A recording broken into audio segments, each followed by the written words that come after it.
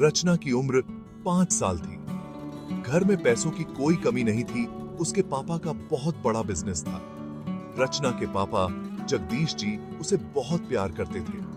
वहीं उसकी माँ गीता उस पर अपनी जान छिड़कती थी।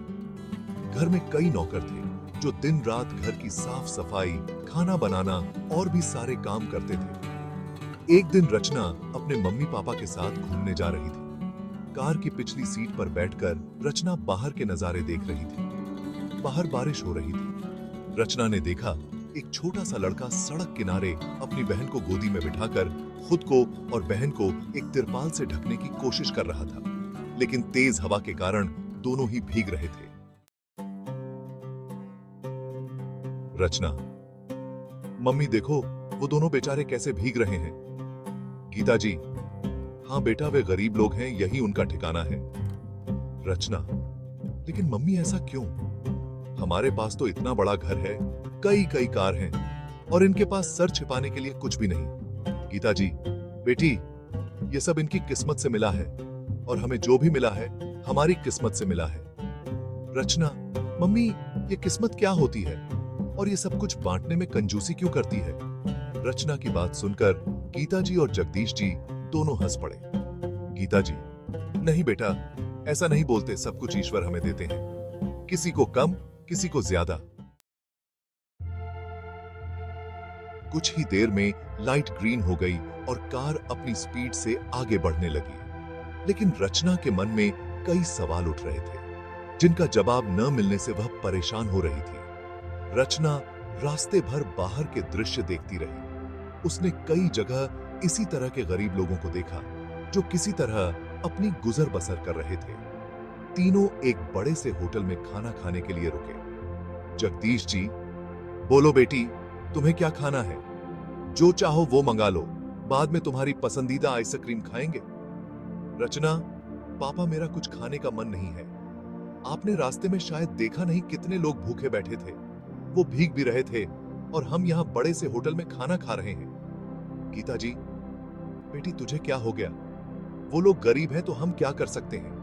अगर उनकी किस्मत में पैसा होगा तो वे भी अमीर हो जाएंगे और इससे भी अच्छे होटल में खाना खा पाएंगे। तुझे पता है पहले तेरे पापा के पास भी इतने पैसे नहीं थे, लेकिन फिर इन्होंने बहुत मेहनत की और किस्मत ने साथ दिया, तभी हम आज यहाँ तक पहुंच पाए हैं। रचना, लेकिन मम्मी, हम कुछ लोगों की मदद तो कर सकते हैं जिससे वे दुखी न रहें। जगदीश जी, अच्छा ठीक है बेटा, आप खाना खाओ, मजे करो। जब हम यहाँ से जाएंगे तो कुछ खाना पैक करा लेंगे और तुम अपने हाथों से उन गरीबों में बांट देना। यह सुनकर रचना बहुत खुश हुई। जगदीश जी ने जाते समय खाना पैक करवाया और उसी जगह पहुंच गए जहां रचना ने उन लोगों को देखा था। तब तक बारिश भी बंद हो चुकी थी। रचना ने अपने हाथ से सबको खाने के पैकेट दिए। वह कुछ आगे चली तो वहीं छोटा सा लड़का अपनी बहन के साथ बैठा था। रचना ने एक एक पैकेट उन दोनों को भी दे दिया। वह छोटी सी बच्ची रचना की ओर हाथ बढ़ाने लगी। रचना उसकी ओर बढ़ी, तभी गीता जी ने उसे रोक दिया। गीता जी, बेटी क्या कर रही हो? देखो, वो कितने गंदे कपड़े पहने हैं, वो भी गीले। तुम उसे गोद में लेने जा रही थी, तुम्हारे कपड़े गंदे हो जाते। चलो यहां से। गीता जी और जगदीश जी रचना को लेकर कार की तरफ चल दिए। रचना कहाँ है? मम्मी मुझे छोड़ दो, मैं उन बच्चों के साथ खेलूंगी। वो मुझे अपनी छोटी बहन की तरह लग रही है। जगदीश जी, रचना, तुम बहुत जिद्दी हो गई हो, चलो चुपचाप। पापा की डॉट सुनकर रचना सहम जाती है और चुपचाप गाड़ी में बैठ जाती है। कुछ ही देर में तीनों घर पहुंच जाते हैं। रास्ते में तीनों ने एक शब्द भी नहीं बोला।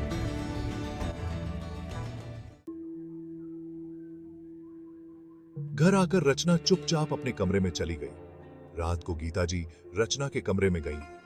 रचना, आप सब अमीर लोग बहुत खराब हो, गरीबों से नफरत करते हो। आप लोगों सारे पैसे अपने पास रख लिए, इसलिए वे लोग गरीब हैं। गीता जी उसे बहुत समझाती हैं, लेकिन रचना के मन में अपने माता पिता और सभी साथ वालों के लिए नफरत सी पैदा हो गई थी। कुछ दिन बाद रचना का जन्मदिन आने वाला था। लेकिन रचना ने जन्मदिन मनाने से साफ मना कर दिया। जगदीश जी, मेरी गुड़िया अब तक अपने पापा से नाराज है। रचना, नहीं पापा, लेकिन मैं जन्मदिन एक शर्त पर मनाऊंगी। मेरे जन्मदिन में अपने अमीर मेहमानों को छोड़कर उन गरीबों को बुलाना चाहती हूँ, उनके साथ खेलना चाहती हूँ। जगदीश जी, बेटी ऐसा कैसे हो सकता है? हमारे में और उनमें बहुत अंतर है। हमें अपने बराबर वालों में उठना बैठना चाहिए। रचना, मुझे पता था, इसीलिए तो मैं जन्मदिन नहीं मनाना चाहती, क्योंकि मैं इन सब लोगों से नफरत करती हूं। गीता जी, बेटा एक काम करते हैं, हम जन्मदिन तो वैसे ही मनाएंगे जैसे मनाते हैं, लेकिन दिन में हम कुछ केक और मिठाइयां लेकर वहीं चलेंगे और उनमें बांट आएंगे। रचना नहीं मानती, वह रोने लगती है। अपनी लाडली बेटी की आंखों में आंसू देखकर जगदीश जी का मन पिघल जाता है। जगदीश जी, ठीक है बेटा, हम वैसा ही करेंगे जैसा तुम चाहती हो। जगदीश जी शहर के बाहर एक फार्म हाउस बुक करते हैं। वहां खाने पीने का पूरा इंतजाम करवाते हैं। जन्मदिन वाले दिन वे सड़क किनारे बैठे सभी लोगों को कई बसों में बिठाकर वहां ले जाते हैं। उन्हें देखकर रचना बहुत खुश होती है। उनमें वो दोनों भाई बहन भी थे। गीता जी उनके लिए नए कपड़े लाई थीं।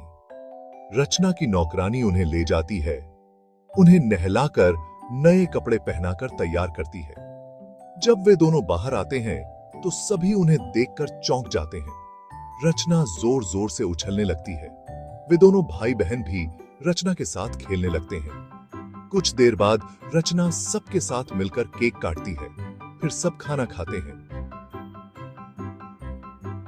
जाते समय जगदीश जी सभी को पैसे देते हैं। सभी लोग रचना को बहुत आशीर्वाद देकर अपनी अपनी बसों में बैठकर वापस चले जाते हैं। रचना की खुशी देखकर उसके माता पिता बहुत खुश होते हैं। तब से उनकी सोच बदल जाती है। वे अब गरीबों के लिए बहुत करने लगते हैं और अपना हर त्योहार हर खुशी का पल वे अब उन्हीं लोगों के साथ मनाते थे। एक छोटी सी बच्ची की जिद ने दोनों के सोचने का तरीका बदल दिया था।